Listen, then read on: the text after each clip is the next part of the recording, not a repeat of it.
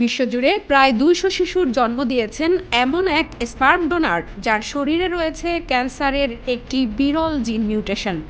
এমনই চাঞ্চল্যকর তথ্যের পাশাপাশি এরই মধ্যে ২ শিশুর ক্যান্সার আক্রান্তের খবরে হইচই পড়ে গেছে।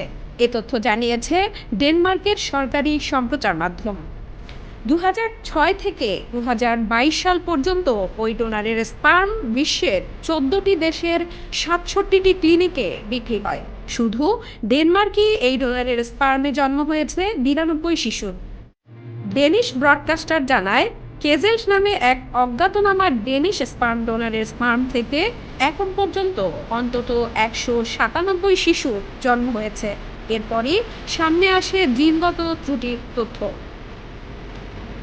২০২০ সালের এপ্রিলে ইউরোপিয়ান স্পার্ম ডোনার ব্যাংক জানতে পারে ডোনার কেজেল্টের স্পার্ম দিয়ে জন্মানো এক শিশুর ক্যান্সার শনাক্ত হয়েছে, আর তার শরীরে পাওয়া গেছে TP53 নামের একটি বিরল জিন মিউটেশন। পরীক্ষার পরও শুরুতে ডোনারের স্পার্মে বিষয়টি ধরা না পড়ায় আবারও শুরু হয় বিক্রি। কিন্তু বিপত্তি ঘটে যখন একই মিউটেশনে জন্ম নেওয়া আরও এক শিশুর শরীরে ক্যান্সার ধরা পড়ে। এ ঘটনা জানার পর একাধিক নমুনা পরীক্ষা করে দেখা যায় ডোনারের শরীর সুস্থ থাকলেও তার স্পার্ম সেলে ওই জিনগত ত্রুটি বিদ্যমান। ২০২৩ সালের অক্টোবরে তার স্পার্ম ব্যবহারে নিষেধাজ্ঞা দেয় স্পার্ম ব্যাংকটি। ডেনমার্কের পেশেন্ট সেফটি অথরিটির তথ্য অনুযায়ী শুধুমাত্র ডেনমার্কেই জন্ম হয়েছে ৪৯ শিশু, আর ডেনমার্কের বাইরে জন্মেছে আরও ৫০ শিশু। স্পার্ম ব্যাংকের দাবি, TP53 মিউটেশনটি অত্যন্ত বিরল। এটি ডোনারের শরীরের অন্য কোথাও নেই, শুধুমাত্র কিছু স্পার্ম সেলে ছিল।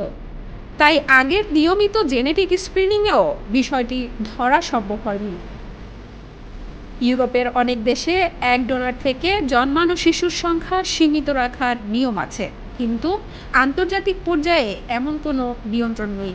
ফলে এক ডোনারের স্পার্ম বহু দেশে ছড়িয়ে পড়তে পারে। ইউরোপিয়ান স্পার্ম ব্যাংক জানায়, গত ২ দশকে তারা বিশ্বজুড়ে ৭০,০০০-এর বেশি শিশুর জন্মে ভূমিকা রেখেছে। ২০২২ সালের শেষ দিকে প্রতিষ্ঠানটি সীমা নির্ধারণ করে একজন ডোনার সর্বোচ্চ ৭৫ বার ডোনেট করতে পারবে।